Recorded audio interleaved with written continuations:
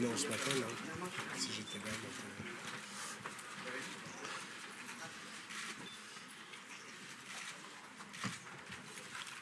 C'est qui là?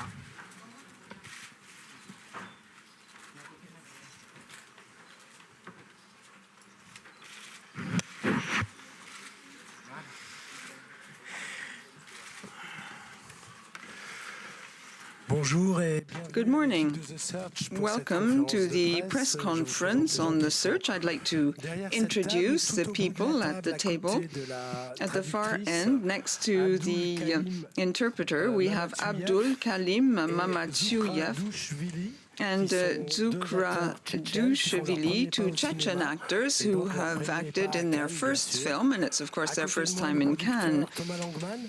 Thomas Langmann next to me, the producer. He's back to Cannes after The Artist. There's no need to say that The Artist got hundreds of awards around the world, including an award for Best Actress in Best Actor in Cannes. And then we have Maksim Emelyanov, who studied acting in Russia. And in the middle of the table, obviously, you have Bérénice, Béjo, and Michel Hazanavicius. Bérénice last year won the prize as Best Actress, and there was a César for The Artist. And Michel Hazanavicius is back in competition after The Artist. He got many Oscars and prizes for that film. The first question is for you, Michel, of course. So far in your films, everything was there, distance, irony, references, to show these spectators we are at the cinema. This time we're much closer to reality, closer to authenticity. Was it easy for you to change register in this way and almost to change the way in which you make films? Was it easy? No, it wasn't by any means. As always, I've never had the impression I make easy films. However, these films are always born of a very strong desire. And when you have this strong desire, this strong will, the constraints and complications linked to the subject become things that you just have to work with. I like that as a director, personally. I like to create frames, settings in which I can really put together my film.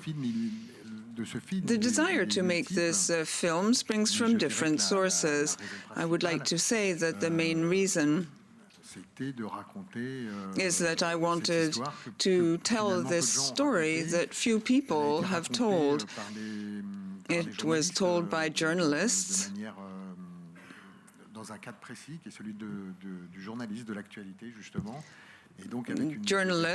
doing a reportage on the theme. But then, of course, people tend to forget these very topical issues. I thought it was worthwhile to make a film on the subject and to show the human side, the emotional side of the war. It went without saying that I wasn't going to be ironic or try to be clever. I therefore tried to work on a totally different level with a more direct relationship with the characters and the storyline. At the same time, I wanted to keep a balance. On the one hand, I wanted to respect the story, the theme, the events I was trying to show, and I wanted also to respect the cinema. It had to be a film, after all. That's what I was striving to do. Did you fairly quickly find this sort of crossroads where the Russian soldier walks towards death and the little boy towards life? Once I realized I wanted to make this film, and it was, of course, difficult for me to feel legitimate in venturing into that matter. And then I found a book called The Search, a film by Fred Zinnemann, and that inspired me. Of course, in the original version, you see an American soldier. That is something that I obviously changed. And of course, I wanted to show the human side, this little boy who actually returns to life. In Fred Zinnemann's version, we're talking about someone who escapes from a concentration camp. In my film, I try to be very complete. I add two totally different destinies. I show the dehumanization of the soldier, who's not a soldier to start with. He's just a kid. He's just a boy who's maybe only a few years older than the boy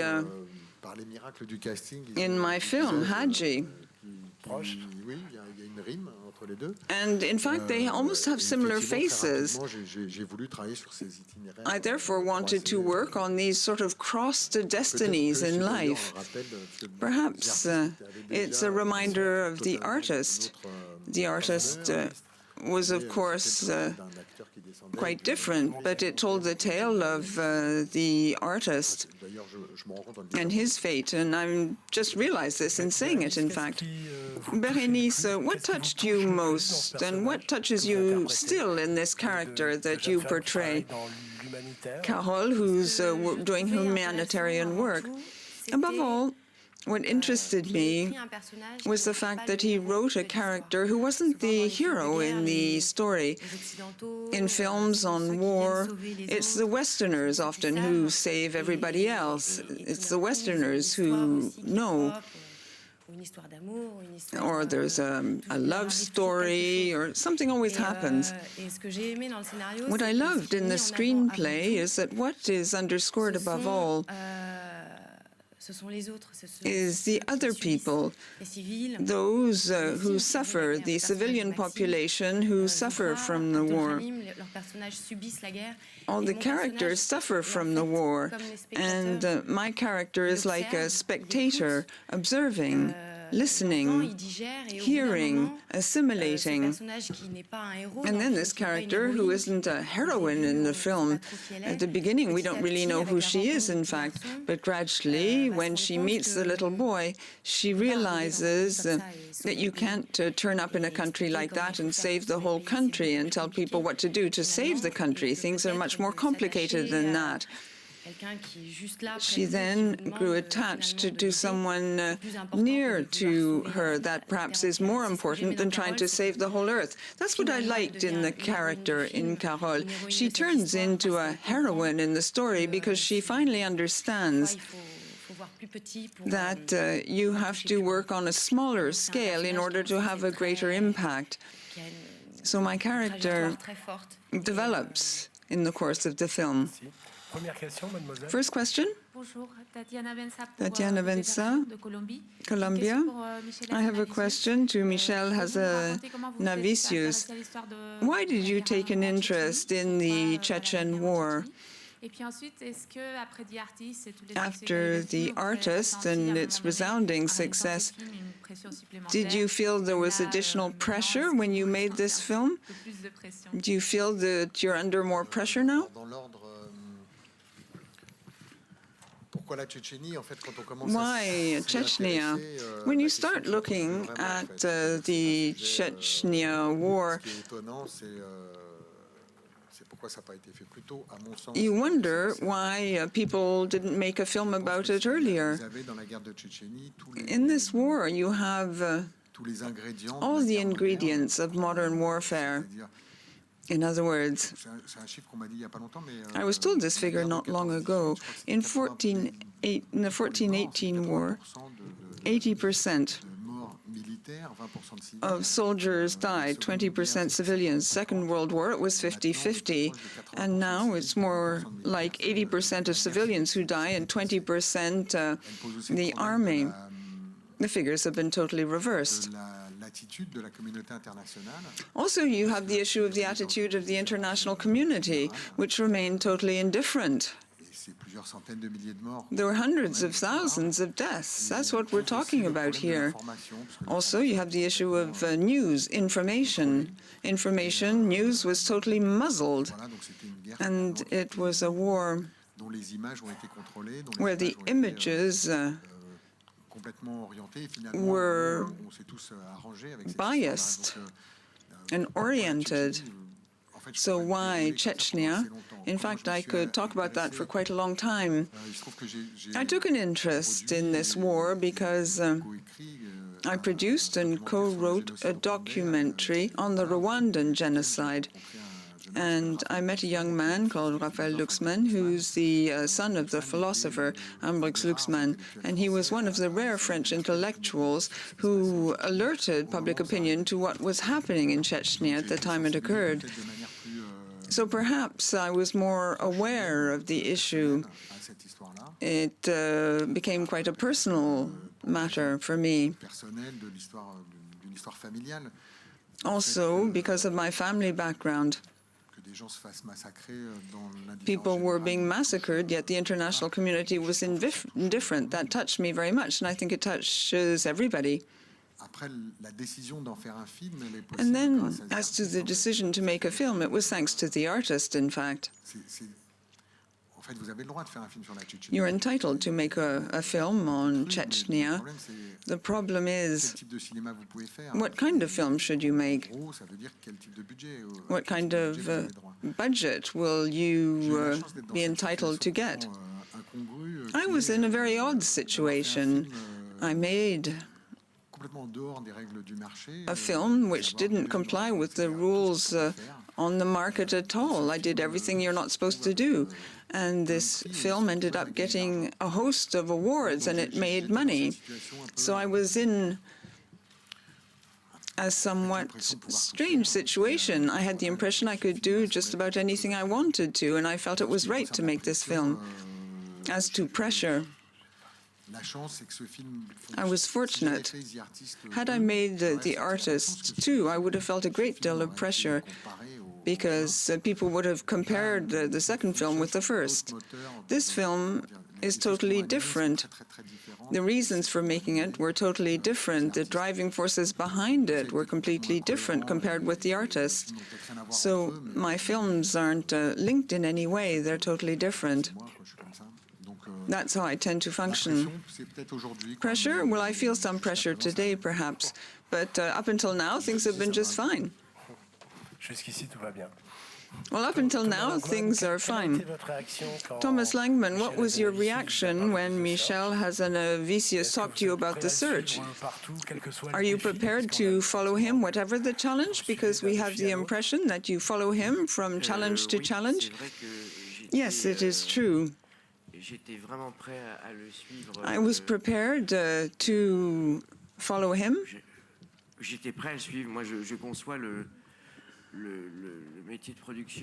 I view the job as a producer, even if the relationship between a producer and a director is different each time, and within a given relationship, depending on the film, things change. Even before The Artist, I had great admiration for Michel. I've been wanting to work with him for a long, long time, and this is what happened with The Artist. Indeed, The Artist was a sort of a crazy bet. In the case of this film, I think he's done worse than to shoot in black and white. You've seen the film. There are several different languages, and obviously it wasn't easy to put together, even if this was the right thing to do. When you tell a true story, it's important to reflect reality in the languages used. The budget, Michel's demands, plus a difficult subject. Well, the success of The Artist did indeed help us, and Michel was determined to make this film. When he's determined to make a film, my role is to help him to achieve that goal. Hello, my name is Terje Eidsvåg from Adresseavisen, Norway.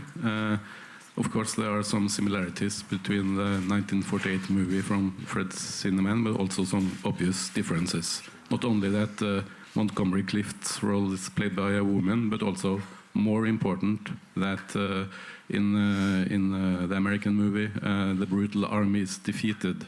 Here they are alive and kicking, so to say. What kind of statement, Mr. Hazanavicius, are you actually making about the Russian army here? There's a lot of warnings against Mr. Putin these days. Is your movie one of them? Oui. Non, ça ne marche pas. Et avec les photos, j'ai pas bien compris. Yes, but I'm afraid I didn't understand your question. Donc, what kind of statement about the Russian army are you actually making in this movie?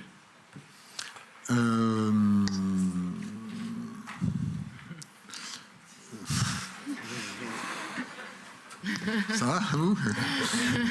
Are things okay with you?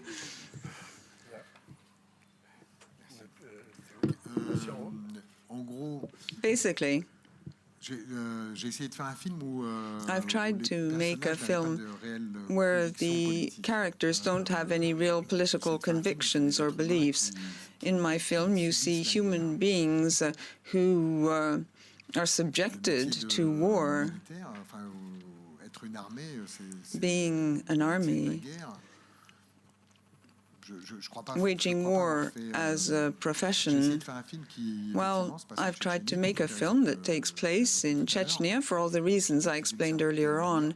In a way, however, it could happen in some other part of the world. As to the Russian army, according to what I have read, because I have not trained with the Russian army myself, but the Russian army is an incredible machine when it comes to making soldiers. It has a modus operandi which is very harsh and violent. Action takes place at the end of 1999, 10 years after the wall has fallen, and the Russian army was falling apart and had been for some years. It was trying to build itself back up, pull itself together again. Mercenaries worked in the army. So I tried to research the topic quite a lot. I read books written by journalists and people who were there. Also, I read books by Russian soldiers. There's a book called The Color of War, written by Batchenko, which describes the daily conditions of these soldiers. I invented some scenes, some sequences, but I don't think I betrayed the reality of the daily life for these soldiers. In Russia also, there are associations, you may know, set up by mothers of soldiers.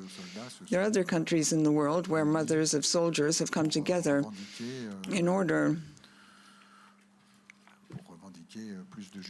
to demand greater justice for their children. But I can't sum everything up in a single sentence. I think everyone knows that in Chechnya, the Russian army massacred hordes of people. It's an historical fact. Christian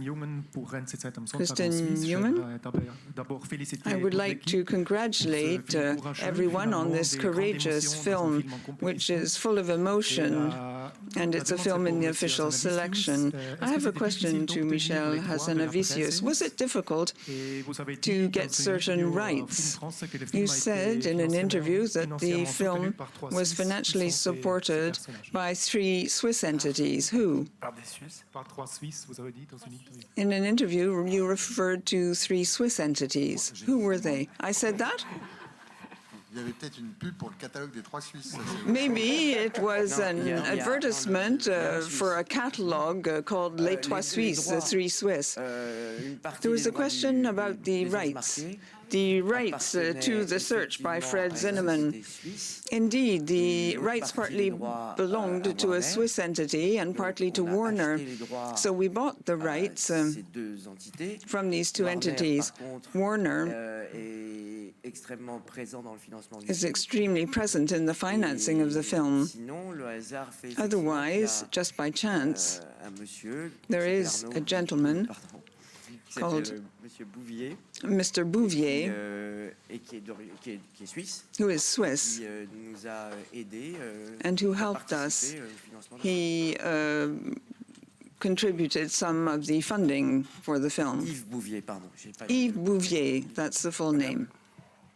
Hi, Barbara Tarricone, Sky Cinema Italy. Question for Mr. Hazanavicius and Mrs. Béjo. Congratulations on the movie.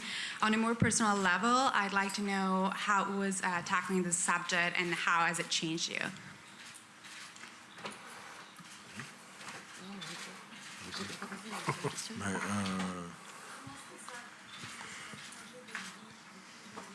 Comment le sujet t'a changé?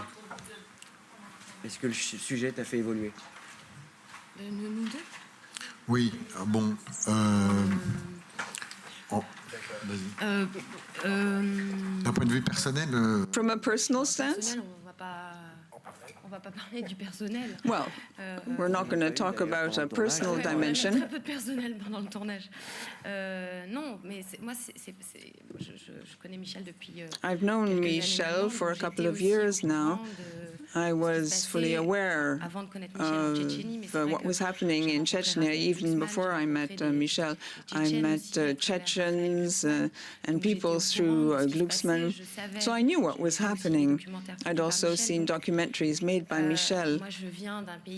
I come from a country which has experienced dictatorship. My parents fled that country so that my sister and I could lead a better life.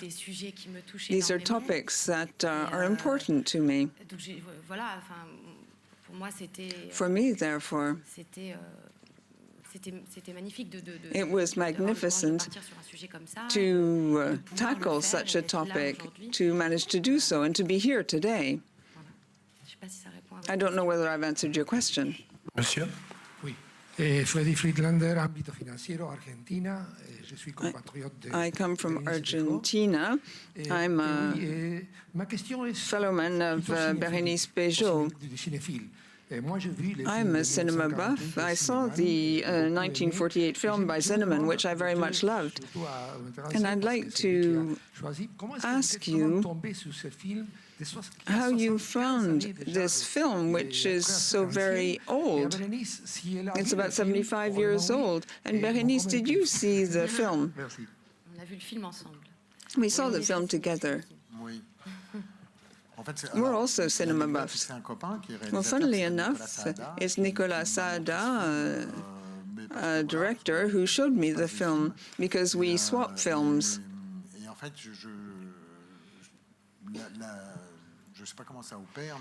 I don't know exactly what happened, but suddenly I linked that film to my desire to make a film on Chechnya.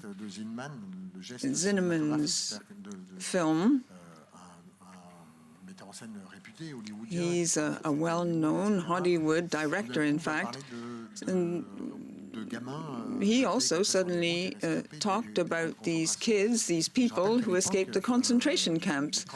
At the time, concentration camps were not the key issue discussed during the World War. People didn't talk about them much. And through this melodrama, a very humanistic approach, very close to the characters, Zinnemann succeeded in talking about the war, and I thought the procedure worked well. It was very good. So I suddenly established the link with what I want to do in my film, and it was clearly possible. I think it's Warner, in fact, which sometimes draws on the classics. There's no possible comparison between me and the character in Fred Zinnemann's film. I don't know whether it wasn't one of his first parts, in fact. Yes, it was. So what can I say? We're talking about an absolute giant in the film industry. Thank you. I'm sorry, I could have answered you in Spanish. Hello, I'm Catherine Shord from The Guardian. I wondered, congratulations on the film, I wondered what you thought that audiences who might be watching it working in the UN or living in the Ukraine or in Moscow might take from the film. if they have the chance to see it. They do, though. I wish they can see the film of Michel, but yes, for me it's very strange. I'll say it in French. C'est étrange de voir. It's strange to see that Michel's desire to tell this tale is repeated somewhat differently with these people who are involved. The film became very topical when Michel wanted to make this film. That wasn't the case for Ukraine. Michel, over to you. Well, you know, not everyone shares the same views in Ukraine, so I think there are people who will be moved, who will be touched. I hope so, at least. In the film, once again, the film is indeed a political one, but I've tried to ensure that it doesn't take sides absolutely. It's not trying to defend a cause. I've tried to focus on the human dimension in the film, because that's what really interests me. Yesterday, just by chance, I met a woman who was a journalist, a war reporter, an Ivat, who covered Chechnya and then and Iraq and Afghanistan. And she was deeply moved by the film. I hope that people who have experienced this kind of situation will recognize topics that are very dear to their hearts. When you work at the UN, I hope one is frustrated by this machine which was created to guarantee peace in the world, but which unfortunately fails only too often. I hope the film will touch all these people. The film doesn't call physical people into question. I have another question. Luc Taillev, Belgium. We talked legitimately about Zimmerman. I'd like to refer to the young soldier. You see the army gradually dehumanize him and turn him into a war machine. And I thought of Full Metal Jacket by Kubrick. Right at the beginning, this topic is addressed in the film. When Kubrick tackles the subject, people say it's a bit like Attila. Nobody can do the same thing after him. Are you a bit like Kubrick? Are you intimidated by that reference? Who were you referring to? Yes. The problem is, one can think along those lines, but then you wouldn't be entitled to film American soccer, helicopters, or cowboys.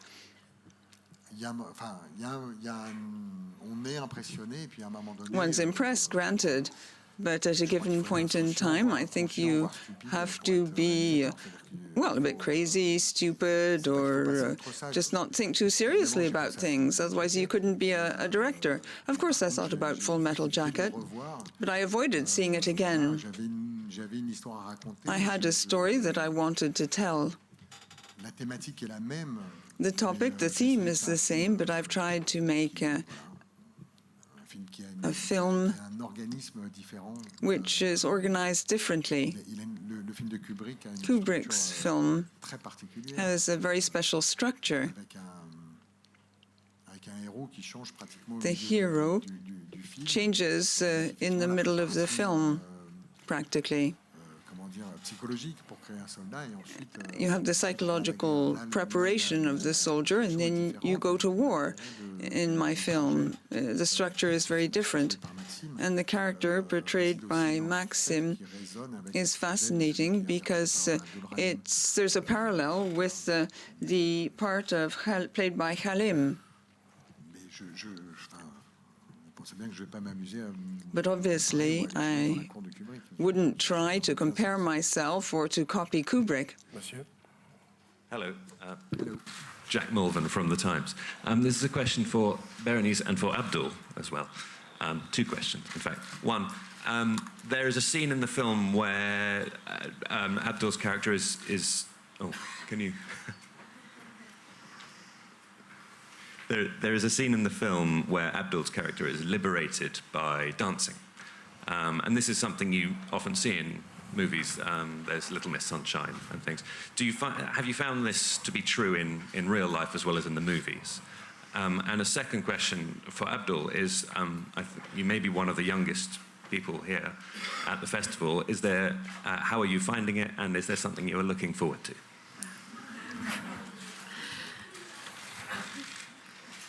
Moi, je vais répondre. Je réponds en français, non? I'll answer in French. Let me see what's written on his face. Oui, oui, il parle. Yes, he does. He does talk, actually. Il est très vivant. He's a very lively little boy.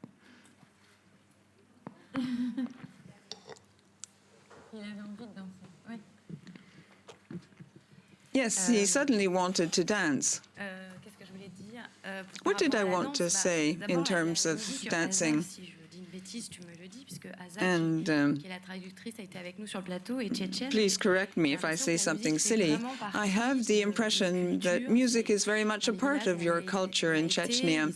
In the villages where we were, people wanted to play and to dance. And I think that this is very much of the local culture. It's a form of expression.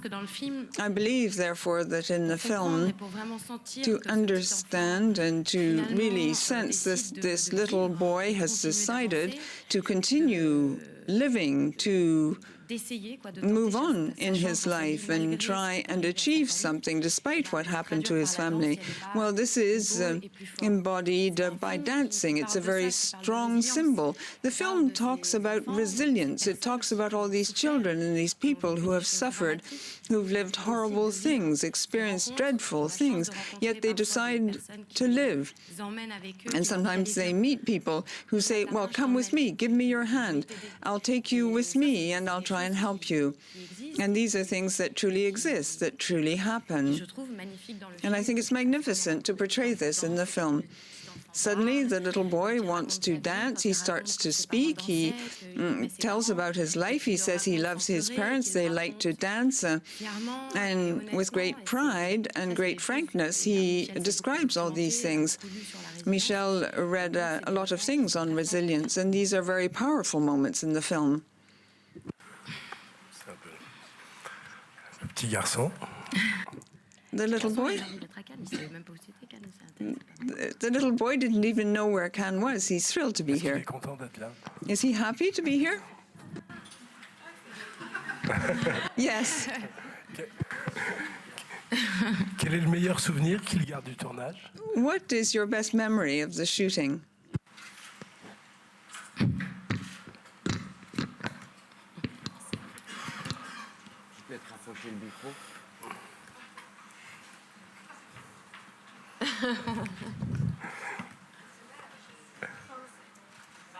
Faut rapprocher le micro.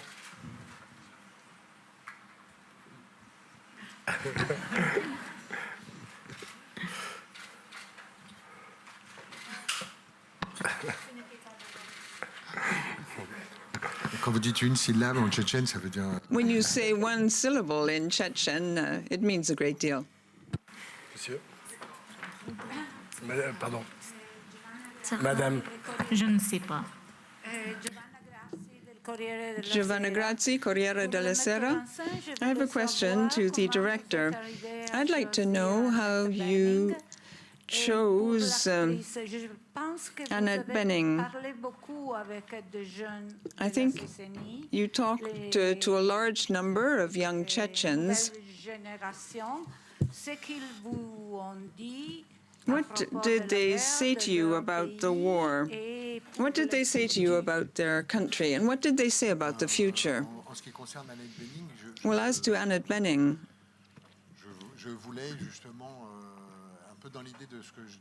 it's a bit like what I was saying earlier on about Fred Zinnemann's film. I liked the idea that a Hollywood actress come to add great substance to the film, merely thanks to her presence. Annette Bening is a wonderful actress.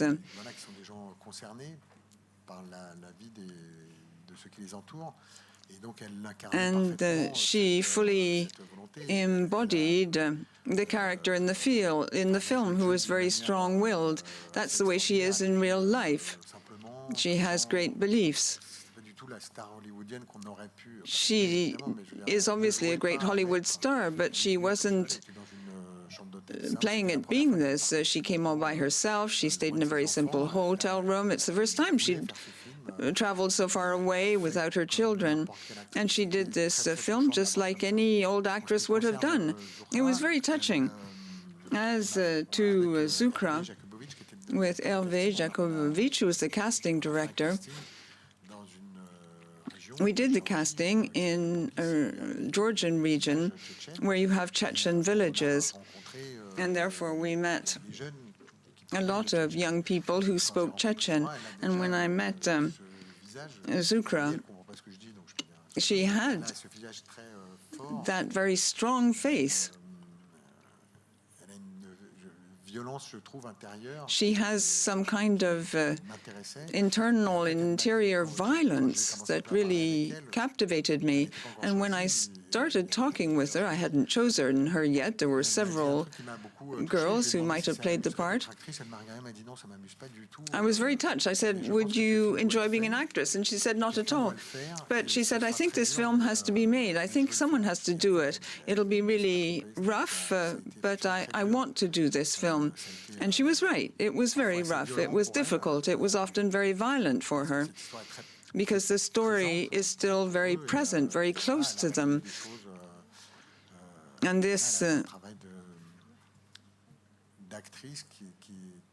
therefore entailed working as an actress and thinking about these very upsetting events that occurred to her when she was still very young. She might like to answer, however. Perhaps we could ask Zukhra what the most difficult thing was about the shoot.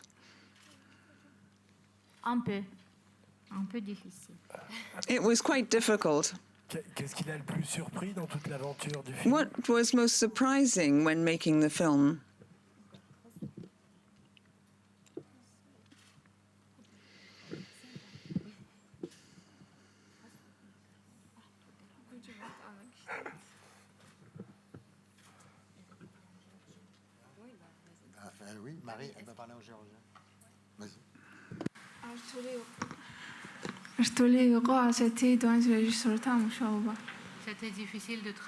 It was difficult working with such a world-famous director. Why?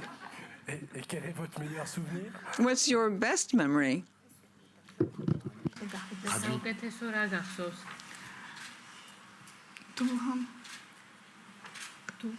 Tout.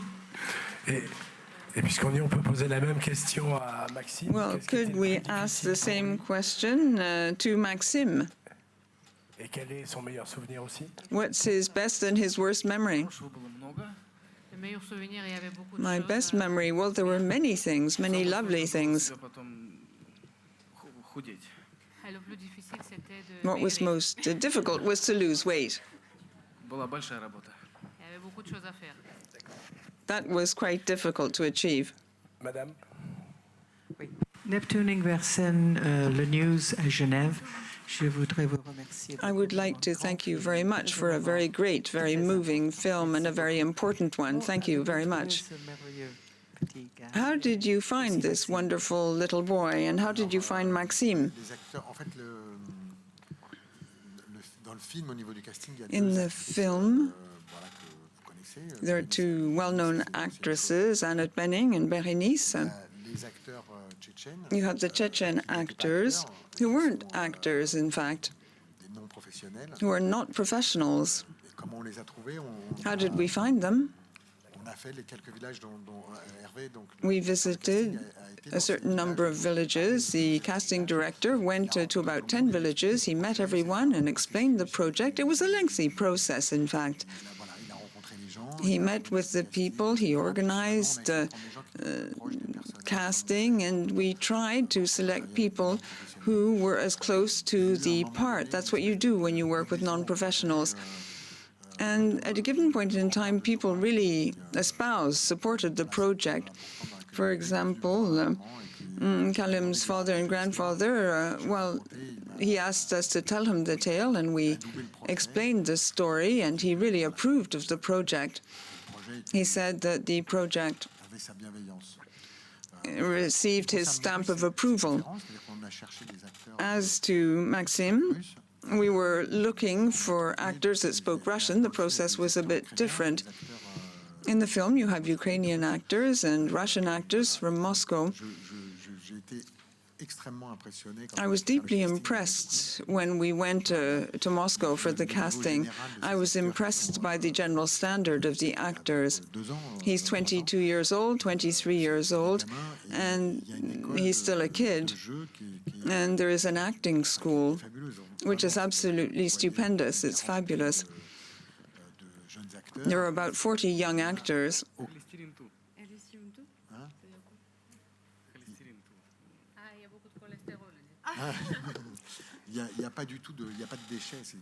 And they're all good. All 40 actors were absolutely excellent. And Maksim was head and shoulders above everyone else, although everyone else was excellent. I found him incredible as an actor. So we latched onto him right away. And I'm very thankful that we found him. Daily work with an actor like that, who's so disciplined, so talented, so hardworking, is a blessing. And the other actors, the other soldiers who you see with him in the film, were a pleasure to work with too. How did we find them? Well, we used traditional casting methods. Jean Rimbaud, bonjour. Jean Rimbaud, L'émission Cinéma des TV régionale française. Regional TV in France. I wanted to ask the two young actors, following on what has just been said, what their viewpoint was and what the viewpoint of their family was in terms of participating in this film with such a powerful topic that is a conflict that's hardly over.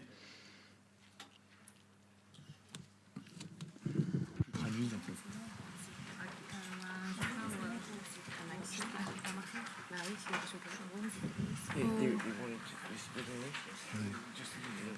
They want to know how did you react to such a subject when you read the script. Ça, c'était un peu le tournage, quoi. Prenez des plombs pour une information. Well, it was like this when we were shooting the film. People had to translate. There were all sorts of different languages. Okay, Maksim? У него поточнее бы еще. Аза?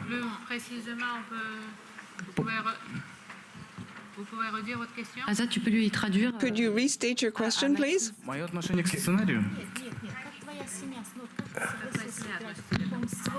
К чему? Это моя работа. It's my job.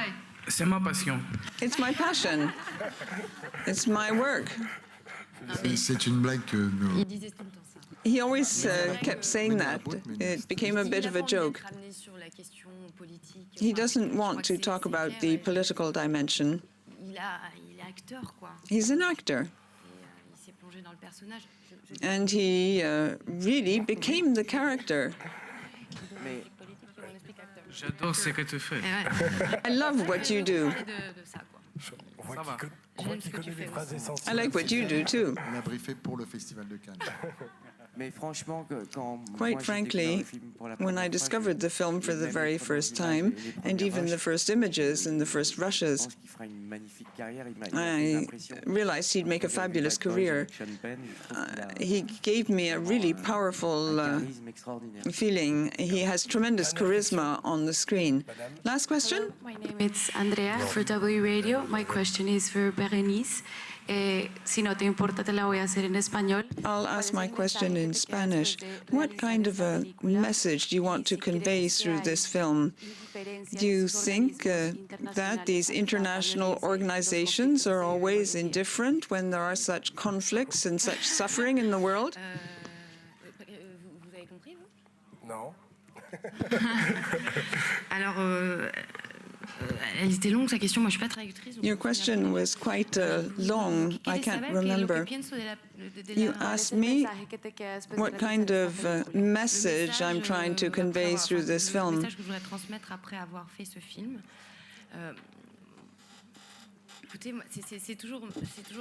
Well, it's always tricky when you make this kind of a film which depicts historical facts. I'd like to say what Maksim said. I'm an actress. I'm proud to be in a film that talks about a recent conflict.